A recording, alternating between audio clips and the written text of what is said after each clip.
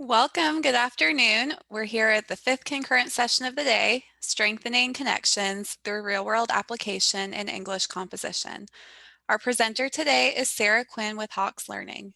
As Hawks Learning's English subject matter expert, Sarah Quinn develops and maintains the English product line.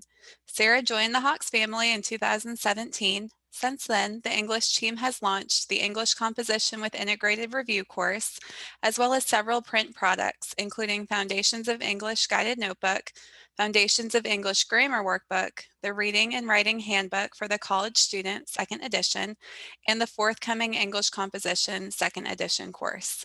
If you have any questions for the presenter during the session, please feel free to enter those into the Q&A section at the bottom of the Zoom room screen, and we will address them at the end of the talk. We're also giving away 3 $25 Amazon gift cards at the end of this session. To enter for a chance to win, click the link that I'm entering now into the chat to enter your name onto the prize wheel. So give me just a moment to get that over to you all.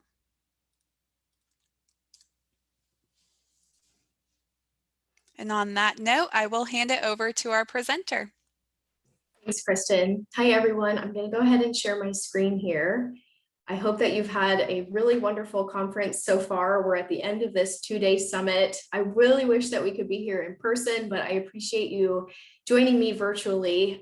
This afternoon, I'm really looking forward to sharing with you some of the major updates that we've made in our new edition of our English composition title, and specifically how you can use this title to help your students really strengthen and enrich the connections that they're able to make between their composition course content and their daily lives. So this afternoon, I'm going to be very briefly giving an introduction to our approach to content development as an English team, as well as the Hawks product in general, in case you're not familiar. And then moving into some of these major new edition features and application opportunities, both for the English composition title, as well as the integrated review offering of that title that is also coming out in its 2nd edition. And like Kristen mentioned, if you have any questions throughout, feel free to enter them in the Q&A box, and I will address those as well as any others that come up at the end.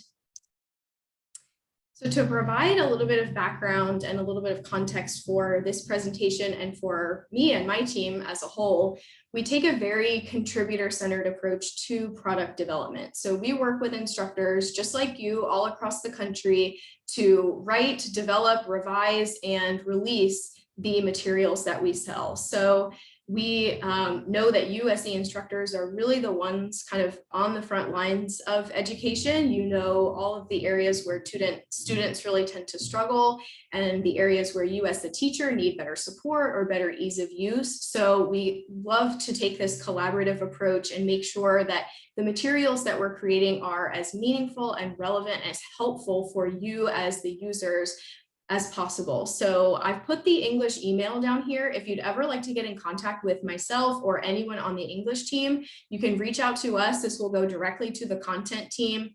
If you have questions about the content, feedback, if you have requests for content that you'd like to see added in future editions, feel free to send us an email to this English inbox, and we would love to touch base with you.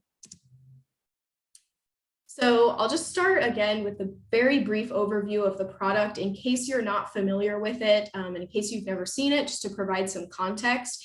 This is what a student would see when they would click on any given lesson in the software. So this is our recommended learning path that's comprised of these 3 modes. So starting with Learn, which is essentially just an interactive version of the textbook content. Students can kind of click or flip through the pages. It's the exact same content that they would see in the textbook, but in this kind of interactive platform where they can type their responses, kind of make their selections, fill in the bubble. Once they're familiar with the course content and feeling comfortable and ready to take some practice questions, they move into practice, where they would see a penalty-free sort of practice environment where the questions come with tutoring aids. So learning components like hint and solution and explain error. They can kind of build their skills, work at their own pace in this penalty-free environment, and get really comfortable before they then move into Certify, which is the homework portion or the graded portion. They'll see very similar question types and structures, nothing that they haven't practiced with before, but the learning aids and tutoring components are removed. So they really have to kind of demonstrate that mastery and that understanding of the skills. We take a mastery-based approach. So as you can see here, the default is set at about 80%, but you can make that mastery level whatever you choose. It's completely customizable. And if a student were to fall below that mastery level that you've set, they would actually place them back into practice with a tailored set of questions, specifically the ones that they've gotten wrong. They would never have to answer any questions that they've gotten correct already. They just have to focus on what they need the most help for. So this is a very sort of brief overview to kind of introduce you if you're not familiar with this sort of tailored and kind of customizable learning path that we offer in the software. If you aren't familiar and have never used it and you would like to kind of play around and look at the software more closely and on your own time, feel free to let us know. We'll be happy to give you that access. Moving into the sort of meat and potatoes here to talk about the new edition features and application opportunities, kind of the context behind what we added and why we added it. So the really primary feature and a lot of the major additions that we've made are in the 7 new lessons. So we have added, first and foremost, literature content to start off. I just want to share that this list of new topics, as well as all of the other new edition updates that I'll share later, was really driven by the feedback that we've collected and documented over the course of the first edition being in use. So anytime an instructor had a request to see a new lesson on information literacy, see a topic expanded in a different way, or the coverage adjusted, we have this list and we keep track of all of it, and we used it to really drive the updates that we made in this new edition title. So first and foremost, we've added 2 new literature lessons. And of course, you can have your own title completely central to literature. There are literature courses and textbooks themselves, but we wanted to add this literature content in a way that would really support as it would be assigned in a composition course. So we've added 1 reading focused lesson in our reading chapter for analyzing and interpreting, kind of deconstructing a literary text. And we've also added a lesson in our writing chapter for responding critically to literature in a literary analysis essay. So we hope that these 2 lessons really strike a nice balance of being approachable enough for a student who has no experience and no prior knowledge of literary genre or elements or theory, but also, that same student should be able to, after completing these 2 lessons, thoughtfully respond to a work of literature through a literary analysis essay and really kind of deconstruct and analyze, make inferences about a work of literature. So I'm really looking forward to hearing some feedback once this title is in use from you and your students on whether or not this is something that you typically assign, if it's covered at the depth that you would like to assign it. I'm really looking forward to hearing some feedback about these new lessons. And moving into research, we've added a new first lesson in our research chapter for basics of information literacy. This was another really highly requested topic. Of course, in this information age that we live in, it's really ever important for students to be able to look for information that they need with sources of integrity. This lesson covers how to consult the right sources, credible sources for when you need information, how to avoid unreliable sources, how to spot fake news, how to stop the spread of fake news, really those kind of basic tool set that students would need to be good fact finders, not just strictly for the purposes of writing a research academic essay, but for as it would apply and really strengthen that skill set in their personal lives as well as their professional lives.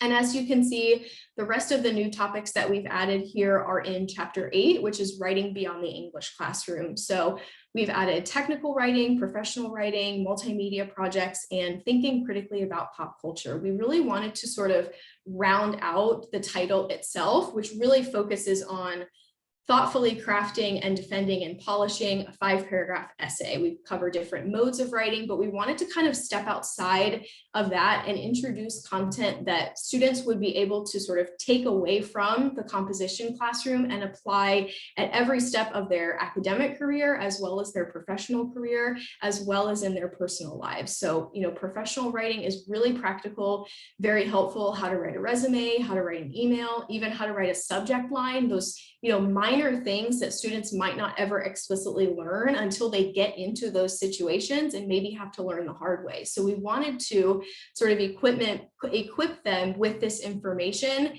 so that they can be practicing writing in other kinds of contexts that are going to be a little more applicable and a little more relevant to them. Thinking critically about pop culture is another really great one. Obviously, students are being just inundated every day with messages, in the ads that they see on their Instagram feed, movies, TV shows, music, and albums. They're being, constantly inundated with these messages, and this lesson asks them to really reflect and be mindful of them. Kind of stop and think about the persuasive techniques that are being used to vie for their attention, and hopefully through that we can sort of build them up to be informed consumers and informed researchers and better informed critical thinkers.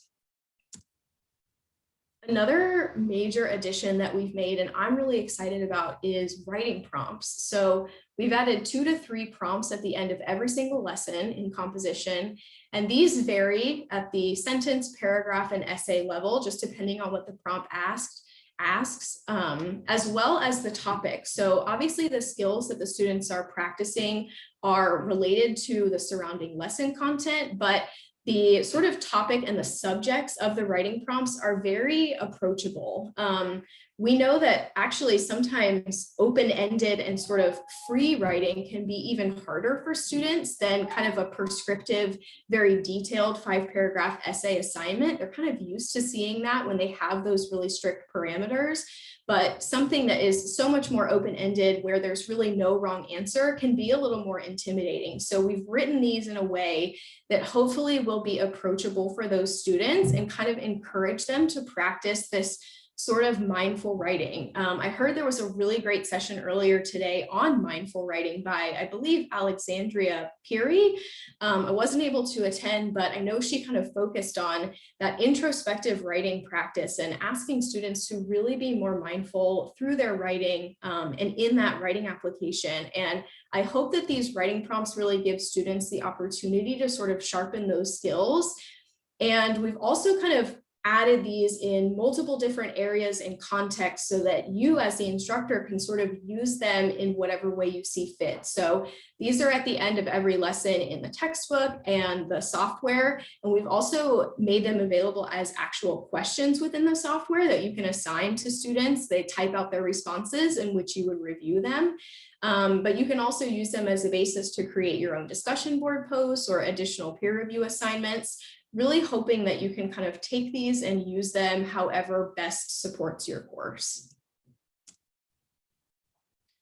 Another area where we really kind of bolstered the connections, hopefully, that students are able to make between the content and between their daily lives are through the images. We've added a ton of images, and not just the pictures themselves, but we've made the captions more meaningful and really kind of enriched the depth and what it asks students to reflect on. So this first example on the left here is from our rhetorical essay structures lesson that covers process analysis as a structure. And this kind of makes a connection between process analysis and YouTube tutorials, which probably is a pretty universal experience for your students. I'm willing to bet that all of them have at some point looked up on YouTube how to change a tire, or how to clean a cast iron skillet, or how to apply makeup, something that is kind of easily connectable for students. In kind of establishing that connection for them, we're hoping that it really enriches their understanding of the course content. If they can make that connection, maybe it'll help them understand how a process analysis essay takes shape, what it's supposed to look like, what it hopes to accomplish, and kind of being able to sort of replicate that understanding and demonstrate that understanding in their writing. And the second example I wanted to share is from our Analyzing Rhetoric Through Word Choice lesson. It talks about connotative and denotative meaning, which again is something students are probably extremely familiar with. They know what it's like to use one word in one context around a certain group of people and how that meaning can completely change if they use it in a different context around a different group of people. So these sidebar images, what we call them, kind of draw those connections for them and ask them to reflect on them and think about them a little further. So this example specifically asks them to consider what we kind of consider gendered words, almost like bossy, feisty, and shrill, sassy, words that are pretty commonly used to describe women rather than men and are almost all negative. So even if a student hasn't been able to kind of connect to this experience, we still ask any student reading this at the end, what do you think? You know, pause and reflect on it. Can words shape society and vice versa? In what ways? Asking these probing questions and kind of making room for these discussions. You can, again, these are just images in the textbook, but we've written them in a way to where you could turn these into group activities. If you're doing Zoom classes, you can share your screen and ask students to get in small Zoom rooms and discuss them, or, you know, using these as writing prompts themselves and asking them to respond through writing in a couple of paragraphs with what they think. Hopefully these images will kind of draw their attention in a way that's more meaningful than just aesthetic purposes, but really getting them to sort of think and reflect on these connections. Another sort of area that we've kind of targeted and enriched is our examples. So we take a very example heavy approach in all of our English materials, not just in this title, not just in this edition, but we take a very example heavy approach because we always want to give students a very solid framework of a skill before they're ever asked to demonstrate it or replicate it on their own for a grade. So anytime we can, we try to give them a weak example and a strong example and kind of take it that step further and explain, why is this weak thesis weak? Why is this strong thesis strong? What can you do to sort of mirror this in your own writing? Again, this is an area of focus. We really sought to expand on these examples where we could, add more where we could, where we felt like it would improve the students' understanding and their ability to really grasp the concepts. So this is kind of another area where we really focus on making those connections and helping students to make them on their own.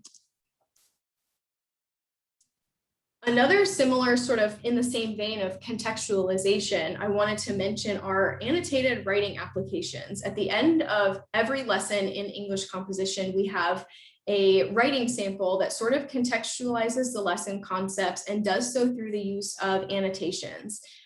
This one specifically, this is an example from one of our new lessons. So it's a new writing application that presents students with a chapter from Zit Kala Shaw's American Indian Stories anthology. And it gives them directive to consider the literary elements that they've learned in the previous lesson and how those kind of play a part in this sample writing. So these are something, again, that you could use. As you can see, our directive here is just consider the plot, characters, figurative language. But if you wanted to make this an assignment on its own, you could actually, you know, ask them to read the essay and then respond through writing. Do you feel like this chapter does so effectively? What other figurative language can you find in this other than what's highlighted in the annotations?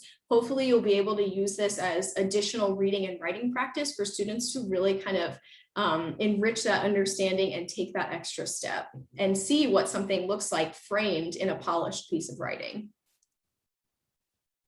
Again, some more additional application opportunities.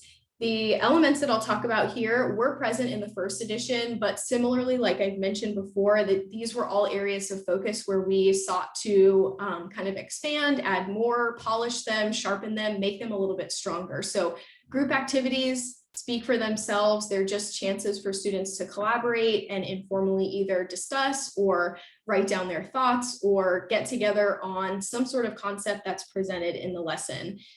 Again, you can make these more formalized if you wanted to assign these and kind of make them as group projects, you know, in any given lesson, you could do that. But we want to give students these opportunities to stop and kind of look at an aside outside of the lesson content that really gives them that opportunity to collaborate and chat with their peers and sort of discuss these ideas in their own space.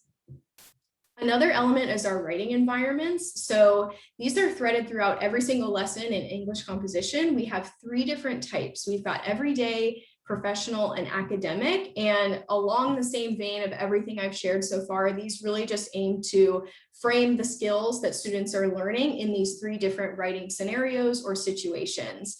Hopefully this will kind of encourage students to be able to do so on their own, kind of does that for them, but hopefully it'll get them sort of thinking, how can I apply this skill? How can I apply this word choice idea to my professional life? How can this help me in my career? And how can this help me be a better friend or a better roommate or a better family member?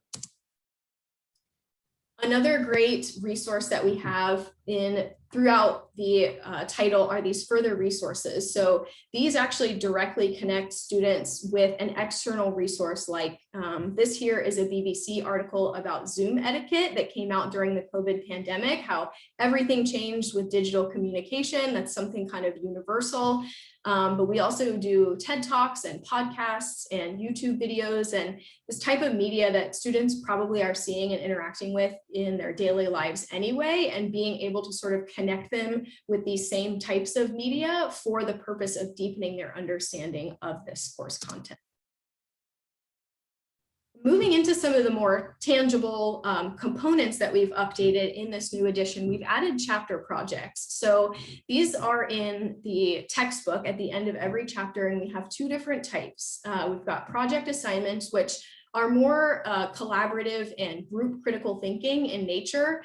This example here, I hope you can see it okay, is from our writing process chapter, and it asks students to come up with individual tweets for each of the 6 steps of the writing process. So come up with a visual as well as a caption that follows those Twitter guidelines that really encapsulates every single step of the writing process. So we're really asking them to sort of demonstrate their understanding of each of these topics in more of a creative zone, in more of a creative realm that kind of thinks outside the box and asks them to do so in a group. You could adapt them if you wanted them to be individual assignments, if group is a little bit too tough with this remote learning that we have, but you can kind of adapt them as you see fit.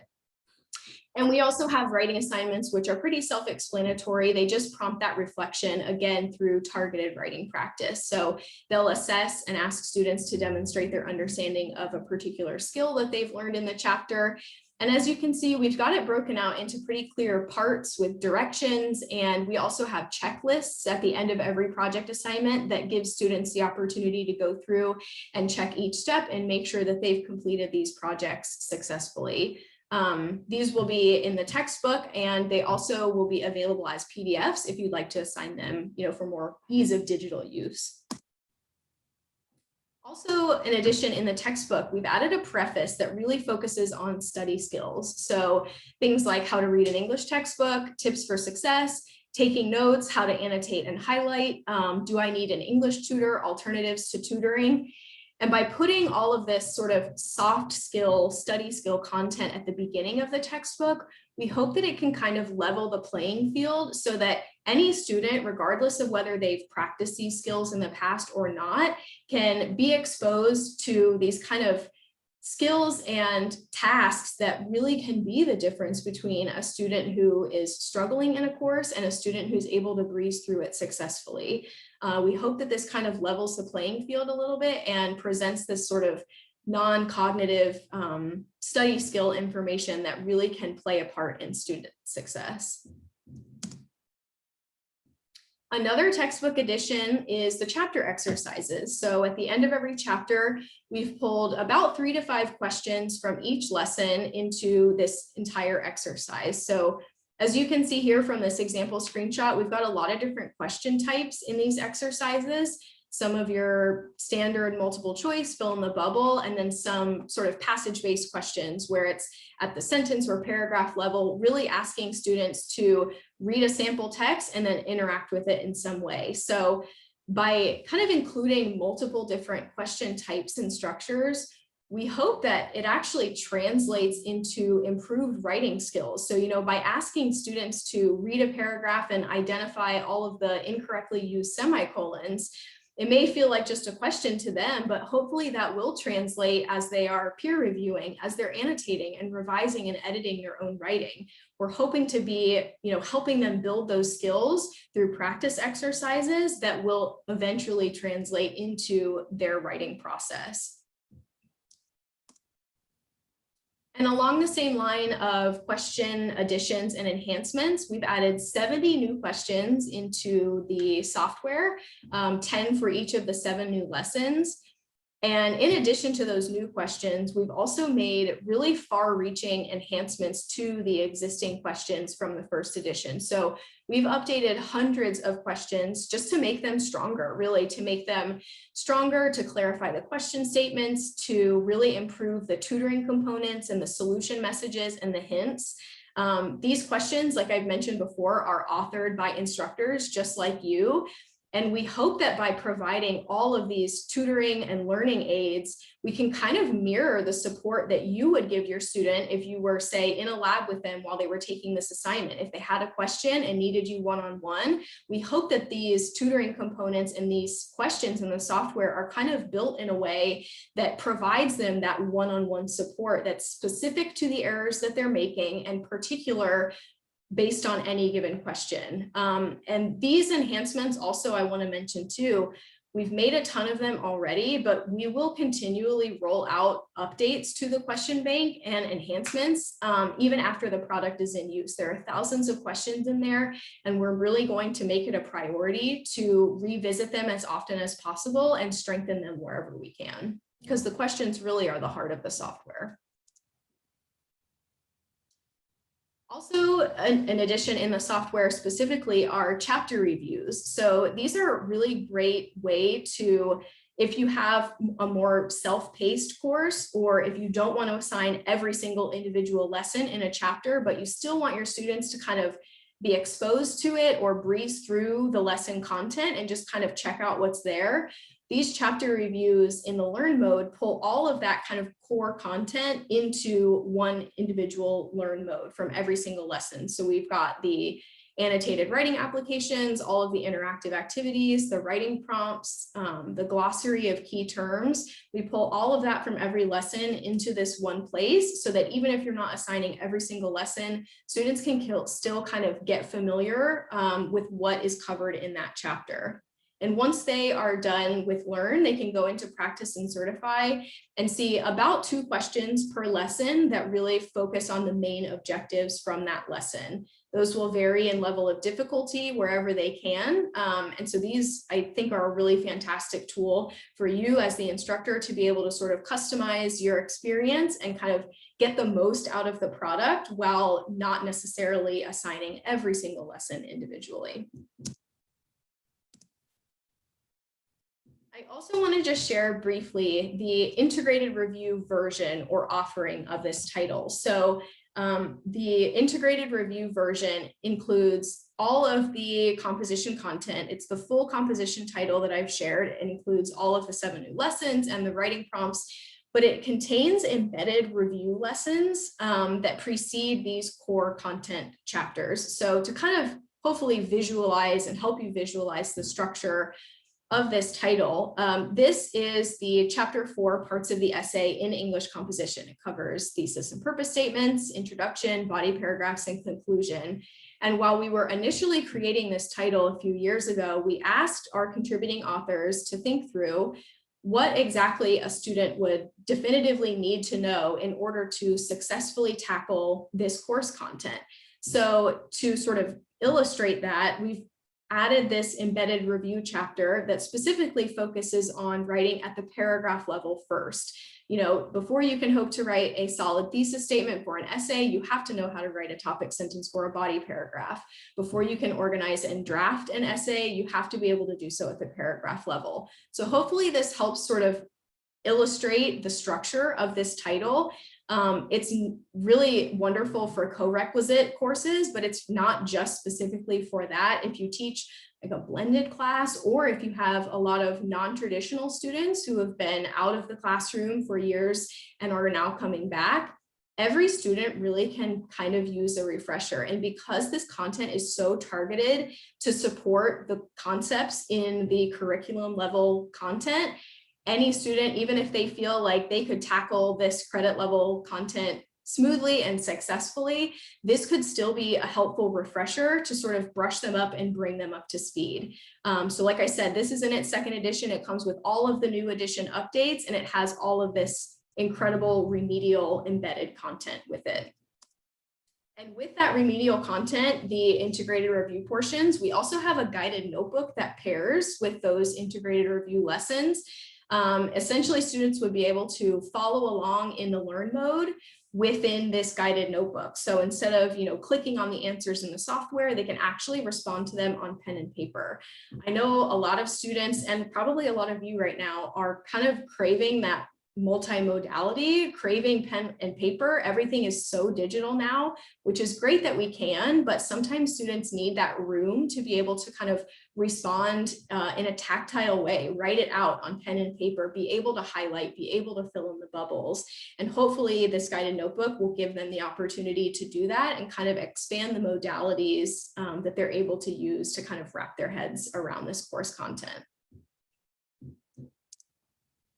That is actually the end of my presentation. Let's go ahead and get to questions. Kristen, should I stop sharing my screen now? You're welcome to leave your screen up for questions. Okay, cool. All right, so thank you, Sarah. That was extremely informative, and we are really looking forward to these new editions coming out. Awesome. As Sarah mentioned, please add in any questions you have to the Q&A box at the bottom of your screen. I'll give everyone a minute to do that. And I have a question in the meantime. Sure. What are you most excited for? I know it's hard to pick with all of these exciting updates, but what are you most excited for with these new editions? It is hard to pick, but you know what? I am really excited about the writing prompts. I hope that this is going to be a really great way to make the product a little more usable and to get students excited about writing and less scared of it. The thought that these writing prompts might do that really excites me as the developer. And I also feel really strongly about the 7 new lessons. I think that I always hesitate to use the word engaging because it's so trite now and it's very overused in our field, but I do feel like the new lessons, specifically the pop culture one, the information literacy one, are going to be really interesting to students, things that they are so used to interacting with in their daily lives and probably don't have the chance to sort of marry with their academic life. Hopefully this kind of helps them do that in a way that kind of connects the dots for them. That's a good question. I'm excited about all of it though, as you can probably tell. And you should be. All right. Here's a question. What do you do when you have a mixed group of students, some who are more advanced and some who are struggling, all in the same course? I get the feeling some students may find the exercises too simple and some will find them overwhelming. How can we adapt the lessons to different learning styles and strategies? That's a great question. In the software, the actual learn content is customizable. So if you do feel like there's a given section that would be too overwhelming for your students or too easy, you can always hide any of the content and you can kind of customize it in that way. But also we kind of factored that in and that sort of mixed group of students as we were writing the questions and the exercises and the assessments. Hopefully it doesn't feel too, single tonal, if that makes sense. In any given exercise, we've tried to vary the level of difficulty of the questions and the level of sort of instruction in the examples so that, we can kind of hopefully be meeting students wherever they are. I think that the English composition with integrated review title provides a lot more opportunities for that because it was specifically designed for that sort of multi-level classroom. So you can be, monitoring your students' performances with the really in-depth analytics that we have on our gradebook side and be assigning specific lessons. Maybe a student needs to see more remedial content and they have that opportunity to do so within that integrated review title, and maybe some students can kind of test out of it. We can also create diagnostic tests. We have a pre-created grammar diagnostic in all of our English titles that allows students to go through all of the grammar lessons and test out of certain lessons that they already are proficient in and have shown that, and only focus on the content that they need to know, we can work with you to create any sort of diagnostic test so that you can really customize what students are seeing and what students are exposed to kind of target that. That's a really good question. And honestly, I would love to hear some answers from other instructors too. I think other instructors probably have that same issue and have had to sort of adapt in that way. So that would be a good discussion. Yes, I agree. Thank you. Yeah. So if you have any thoughts on that, please add them into the Q&A box. We would love to hear from you. Mm-hmm. We'll give everyone another minute to add in any questions for Sarah.